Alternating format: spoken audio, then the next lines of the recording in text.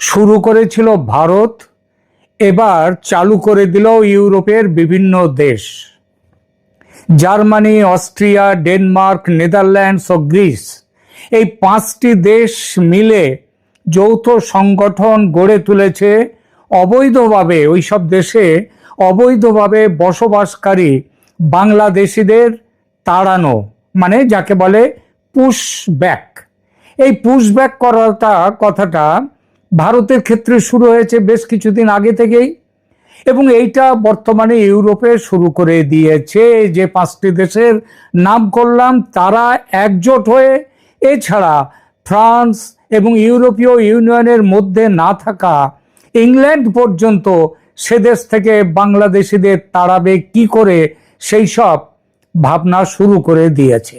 কোন বাংলাদেশিদের? সবাইকে নয়, যারা অনুপ্রবেশকারী অবৈধভাবে গিয়েছে।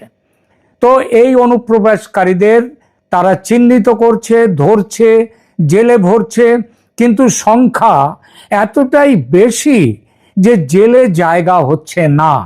ফলে এখন জেলে না রেখে তারা যেখানে থাকে, মানে এই অবৈধরা যেখানে থাকে সেখানে কড়া নজরদারিতে রেখেছে, আর তাদের কাগজপত্র পাঠিয়ে দিচ্ছে সেখানকার বাংলাদেশ হাই কমিশনে।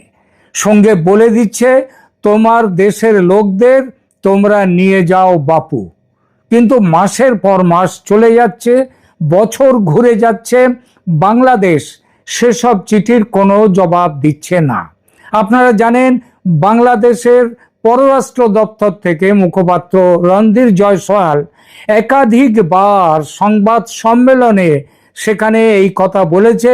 5 বছর আগে বাংলাদেশে যেসব অবৈধ বসবাসকারীদের লিস্ট পাঠানো হয়েছিল তাদেরকে ফিরিয়ে নিয়ে যাওয়ার জন্যে তার চিঠির কোনো জবাব দিচ্ছে না বাংলাদেশ। এই একই জিনিস করছে ইউরোপীয় দেশগুলোর ক্ষেত্রে। তারা চিঠি দিচ্ছে, বাংলাদেশ সেসব চিঠির কোনো জবাব দিচ্ছে না, মৌনী বাবা হয়ে বসে আছে। এই একই থিওরি যেটা বললাম বাংলাদেশের ক্ষেত্রেও, এই ভারতের ক্ষেত্রেও নিয়েছে বাংলাদেশ সরকার। বাংলাদেশিদের ধরছে ভারতের বিভিন্ন রাজ্যের পুলিশ, তাদের বাংলাদেশি নাগরিকত্বের প্রমাণপত্র সহ পাঠাচ্ছে বাংলাদেশকে, বলছে তোমাদের লোক তোমরা নিয়ে যাও। ওসব মানুষগুলোই পর্যন্ত বলছে তারা যে বাংলাদেশের অমুক জেলার তমুক গ্রামের বা তমুক শহরের অমুক পাড়ার লোক, তারা তাদের নাম ভোটার লিস্টে আছে বাংলাদেশে, কিন্তু বাংলাদেশ সরকার কোনো জবাব দিচ্ছে না, বসে আছে। বাধ্য হয়ে ভারত এখন ধরেছে অন্য পথ, সেটা হচ্ছে ডিটেন অ্যান্ড ডিপোর্ট। ডিটেকশন করার পরেই তাদেরকে বিভিন্ন জায়গায় হোল্ডিং সেন্টার করেছে, সেখানে পাঠাচ্ছে, তারপর বাংলাদেশের কাছে কাগজপত্র দিচ্ছে, কাগজপত্র অনুযায়ী তাদের ফেরত নেওয়ার রিকোয়েস্ট করছে। যখন সেই রিকোয়েস্টে তারা কান দিচ্ছে না, তখন অন্য পথ ধরছে ভারতের বিএসএফ। কি? শঠে ষাঠ্যং সমাচরেত। যেমন চুরি করে ঢুকেছিলে ভারতে, তেমন চুরি করে ভাগো ভারত থেকে তোমাদের নিজেদের দেশে। যদি না যাও তাহলে আমরা জোর করে তোমাদের ঢুকিয়ে দেব তোমাদের দেশে, ফেলে দেব কাঁটা তারের ওপারে, যার পোশাকি নাম পুশব্যাক। তাতে আবার বাংলাদেশ সরকারের বড় গোসা।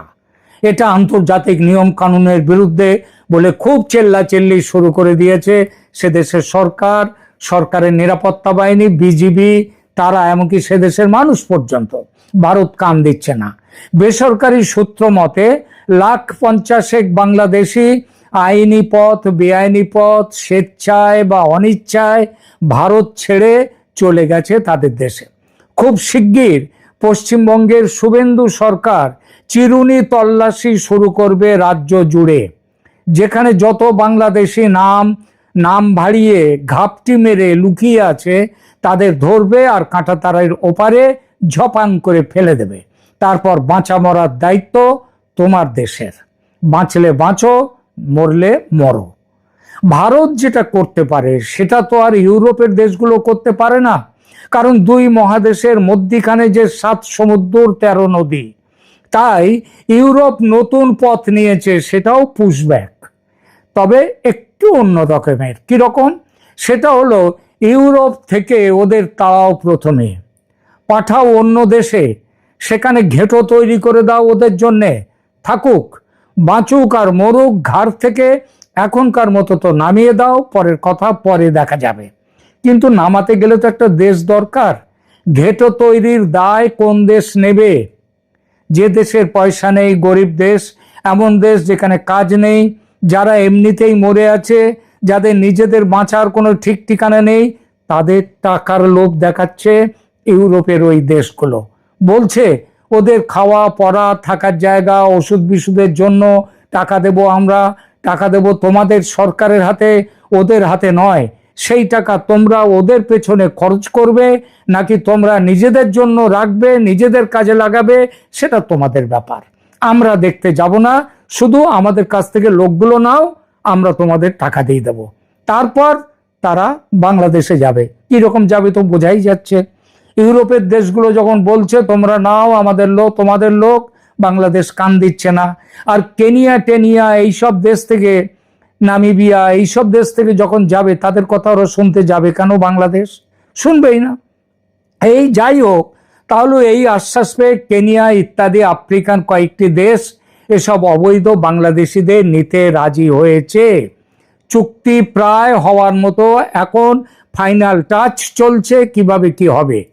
আফ্রিকা মহাদেশ জুড়ে অরণ্য, অরণ্য মানে অরণ্য, তারা সেটা আবার আফ্রিকার অরণ্য, তাদের মধ্যে বাংলাদেশিদের বাসস্থান তৈরি হচ্ছে।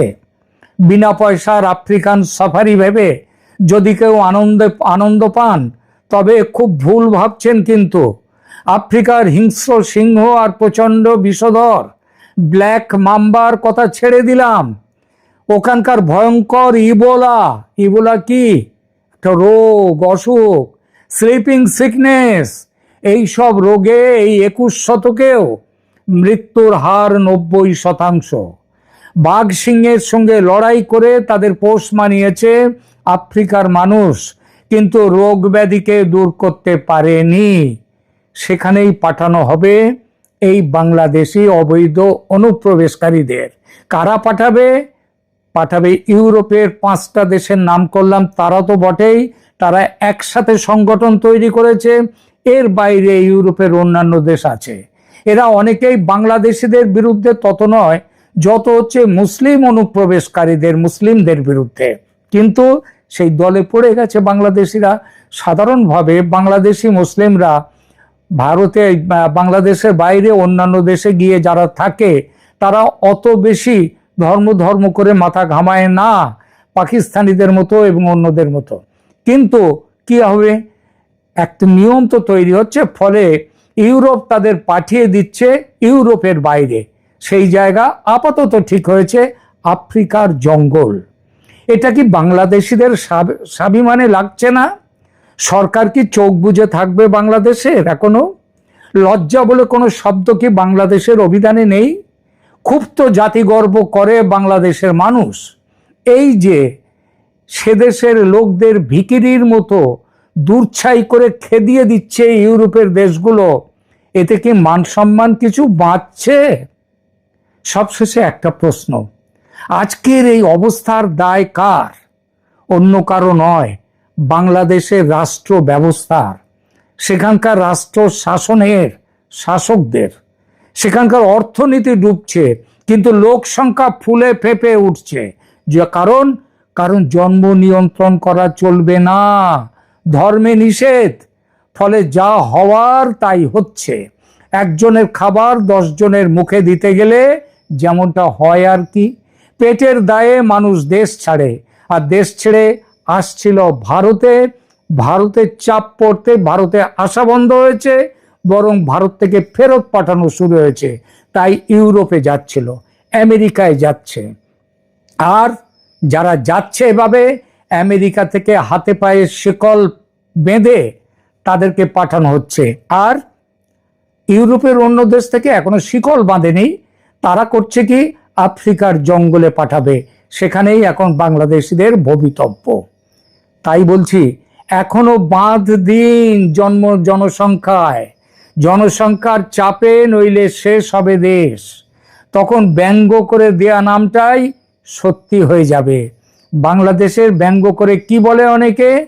বাংলাদেশ আমার কাংলাদেশ, সেই পরিচয়ে পরিচিত হবে সারা পৃথিবীতে। এখনো সরকার সাবধান হন।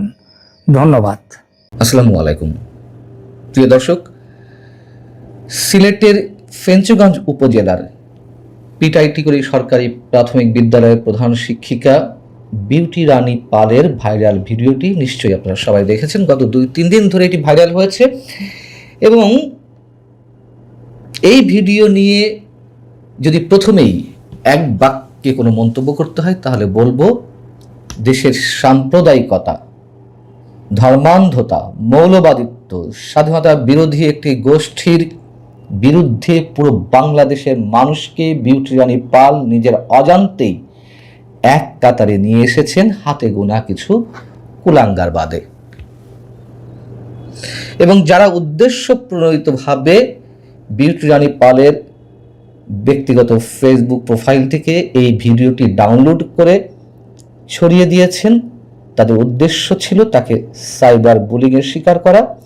তিনি সাইবার বুলিংয়ের শিকারও হয়েছেন, একটি বিশেষ গোষ্ঠীর তোপের মুখে পড়েছেন। ফেসবুকে তাকে নিয়ে ট্রল হেনস্থাও কেউ কম করেননি। এমনকি এই ভিডিও করার কারণে জেলা পর্যায়ের প্রধান শিক্ষকের পদকপ্রাপ্ত এই শিক্ষিকার বিরুদ্ধে ব্যবস্থা নেওয়ারও আহ্বান জানিয়েছেন কেউ।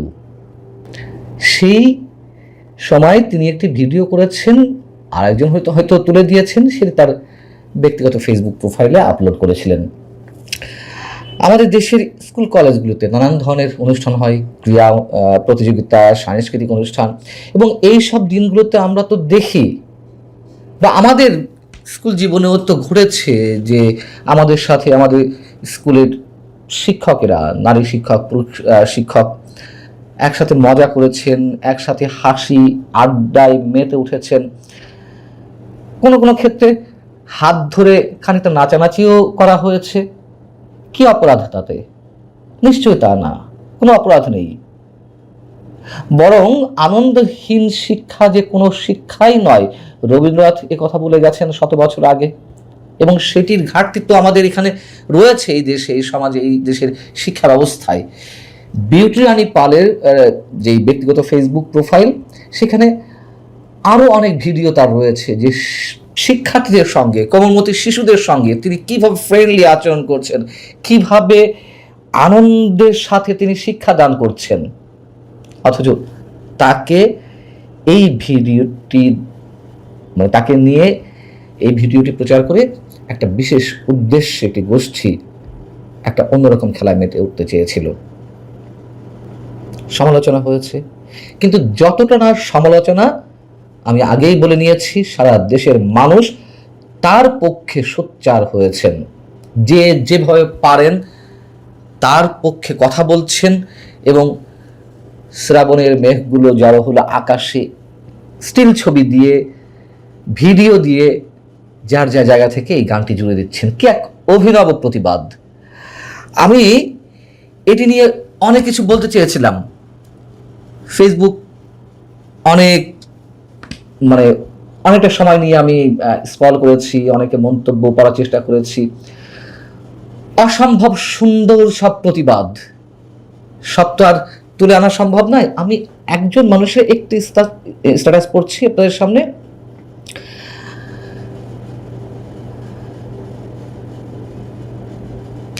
ফেসবুকে যে যার মতো করে রুচিশীল ভাষায়, অভিনব কায়দায় যার মতো করে প্রতিবাদ করছেন বিউটি রানী পালের পক্ষে।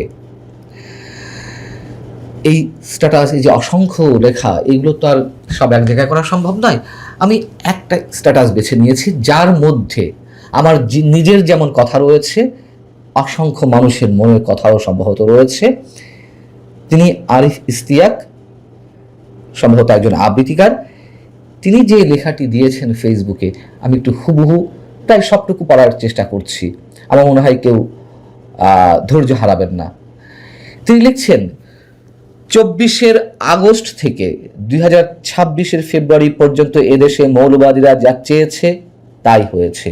এই সময়ে এরা ঘোষণা দিয়ে সাংস্কৃতিক প্রতিষ্ঠানে হামলা করেছে, দেশের বরেণ্য শিল্পীদের কনসার্ট করতে দেয়নি, অভিনেত্রীদের ঘর থেকে বের হতে দেয়নি, মেয়েদের ফুটবল খেলা বন্ধ করে দিয়েছে, পথে ঘাটে নারীদের হেনস্থা করেছে এবং হেনস্থাকারীদের পুষ্পমাল্য দিয়ে বরণ করে নেওয়া হয়েছে।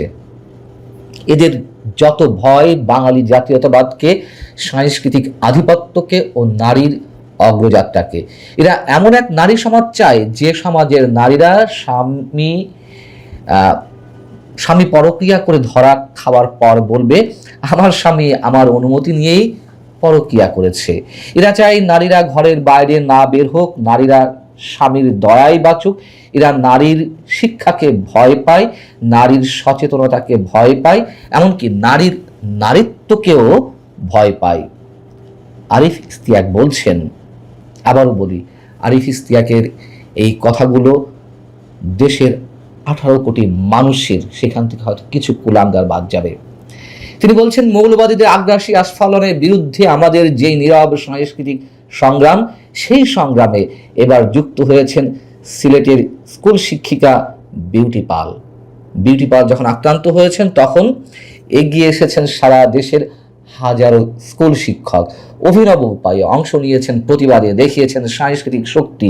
এরপর একে একে যুক্ত হয়েছেন কর্মজীবী নারী ও মেয়ে শিক্ষার্থীরা, সাংস্কৃতিক সংগ্রামকে রূপ দিয়েছেন সাংস্কৃতিক বিপ্লবে।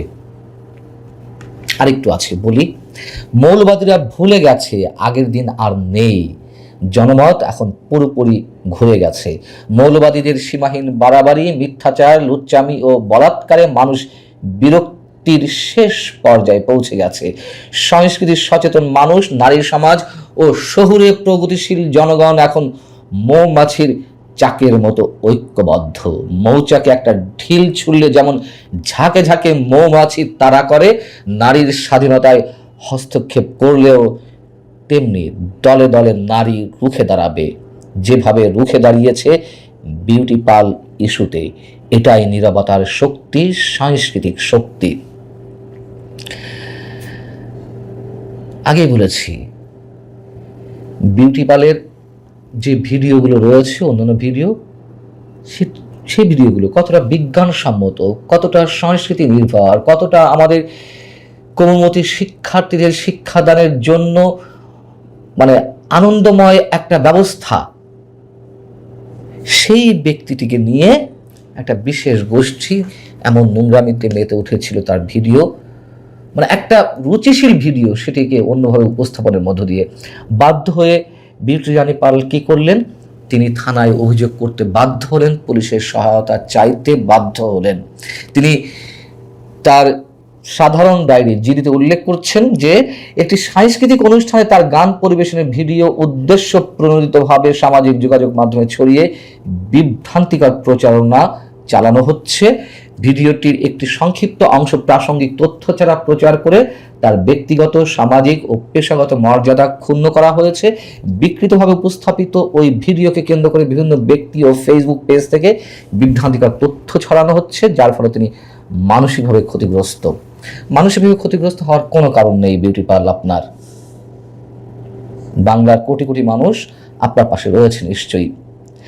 এখন তার বিরুদ্ধে ব্যবস্থা নেওয়ার যে দাবি করেছেন কেউ কেউ, কিন্তু সরকারি কর্মকর্তা, সরকারি আচরণবিধি কি বলে, চাকরি বিধি কি বলে?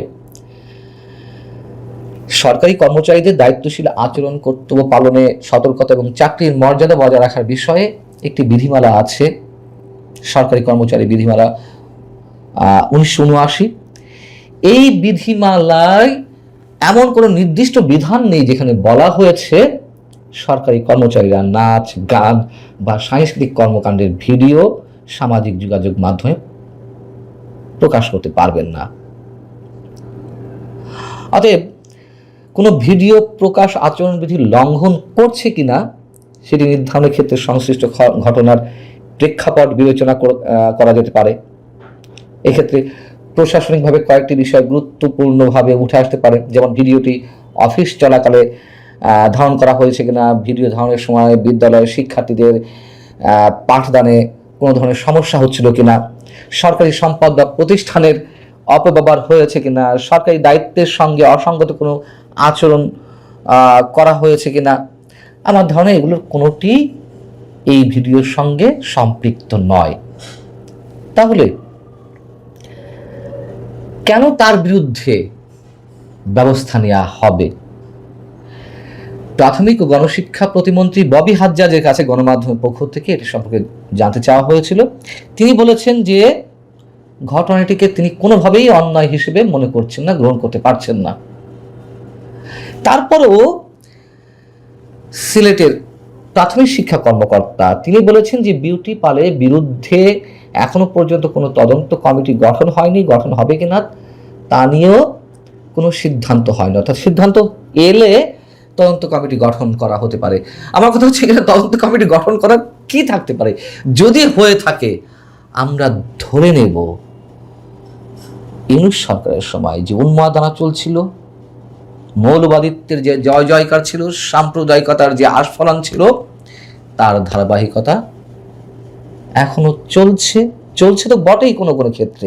এবং এই বিষয়টি যদি হয়ে থাকে, কোনো তদন্ত কমিটি গঠন হয়, তাহলে আরো বেশি করে সেটি প্রমাণিত হবে।